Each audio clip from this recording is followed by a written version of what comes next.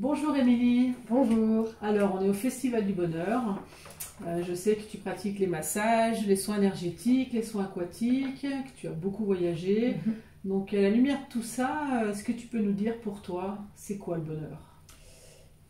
C'est très vaste, Ah oui. mais en tout cas, je pense que réellement le bonheur, c'est la capacité de chacun à se réjouir de tout ce qu'on vit, de tout ce qu'on est, de tout ce qu'on expérimente dans la vie. Que ce soit le fait de prendre une douche, d'aller marcher, de faire la cuisine, de conduire. Et, euh, et du coup, de ce fait d'arriver réellement en fait à vivre et du coup à expérimenter tout ce qui nous vient dans notre vie avec cohérence et en toute conscience. Parce que par la cohérence et la conscience de ce qu'on est, de ce qu'on veut, de ce qu'on pense, de ce qu'on souhaite, du coup là on peut vraiment atteindre le bonheur ou en tout cas expérimenter ce que c'est que le bonheur. Et donc les bouddhistes, je me réfère toujours à ça, mais les bouddhistes disent tout le temps que la condition humaine est souffrance, que je partage. Donc en fait, l'idée dans une vie humaine, ce serait de chaque fois faire de son mieux pour se libérer de cette souffrance et de comprendre qu'on a chacun en nous cette capacité intrinsèque en fait à se purifier, se libérer des souffrances, guérir et du coup s'éveiller. Voilà. Waouh, c'est le programme. Rien que ça. Rien que ça, exactement. Ok, alors pour toi, spontanément et peut-être de façon concrète, quelles sont les actions soit que tu mets en place, soit tu mets en place pour améliorer cet état de bonheur quelque part? Bah déjà, profiter de chaque instant, Ouais. profiter de chaque pas qu'on fait dans notre vie, parce qu'on ne sait pas quand est-ce qu'est le jour final, la fin de notre chemin. Du coup, profiter de ça. Et de manière plus concrète, je pense que le premier qui me vient à l'esprit, c'est respirer. Oui. Prendre le temps de respirer, mais dans tous les sens du terme, donc respirer pleinement avec ses poumons, son ventre. Mais aussi, voilà, prendre le temps de se poser, de dormir. Prendre le temps juste d'être et d'arrêter de faire et de vouloir,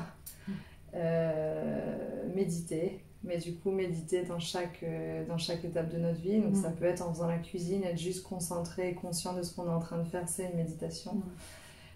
Faire du yoga, c'est toujours bien. Après on peut faire aussi n'importe quelle pratique sportive qui nous mette en joie, donc ça peut être d'une marche, faire du vélo, peu importe.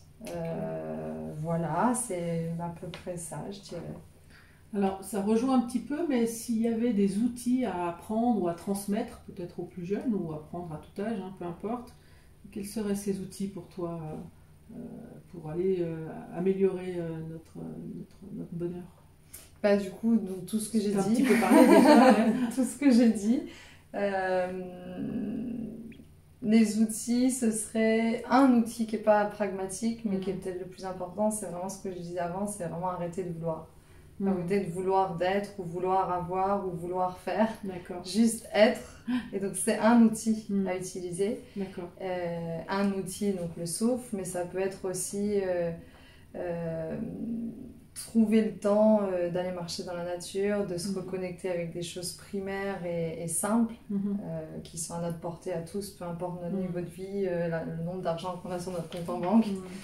Et oui, en fait, juste utiliser ça, l'eau, la terre, le feu, l'eau qui nous nettoie, le feu qui nous ranime et vient brûler toutes nos peurs, nous purifie, la terre qui nous soutient et sur laquelle on marche, et donc du coup qui est l'outil le plus à la portée de tous, le vent pour venir se libérer de tout ce qui ne nous sert plus et communiquer de la manière la plus limpide. Donc ça pour moi c'est des outils, les éléments, le souffle, la conscience, la cohérence, arrêter de vouloir et juste être, et voilà, et la volonté. Outil, si on peut apprendre ça à nos enfants. Super.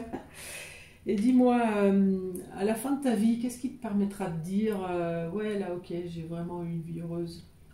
Si j'ai essayé. Si j'ai essayé et réessayé. Peu importe si j'y arrive, peu importe que ce que c'est en fait, peu importe le but que je me donne ou les rêves que j'ai, en tout cas d'avoir essayé et réessayé jusqu'à en tout cas essayer d'y parvenir. avoir toujours fait de mon mieux. Parce qu'on ne part pas avec les mêmes bagages, ni avec les mêmes personnalités, ni avec les mêmes capacités. Mais en tout cas, si chacun fait de son mieux, bah, ce sera déjà génial et parfait. Du coup, il n'y a pas de perfection, mais elle est là.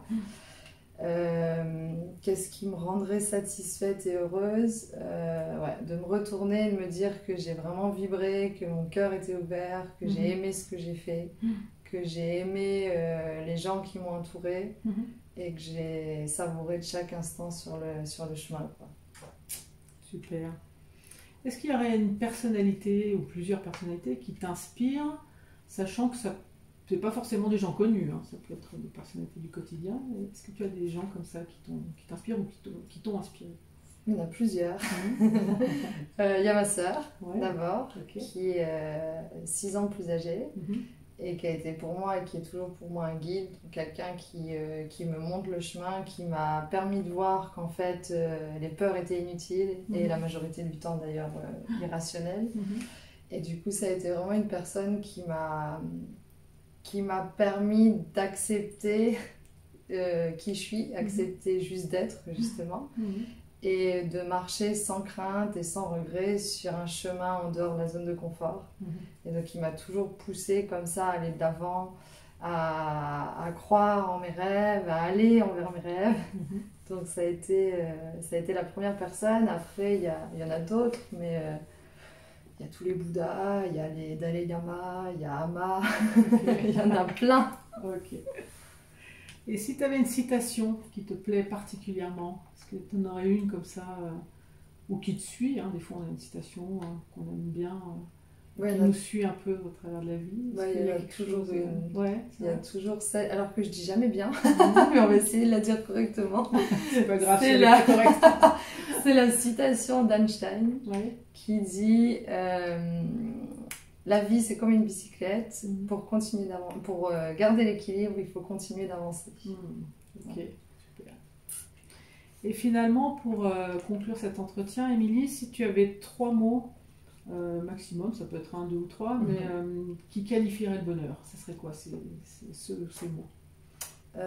Vibrer, danser et se réjouir. Génial. Bah écoute, je te remercie beaucoup pour cet entretien. Avec plaisir. Au revoir. Au revoir.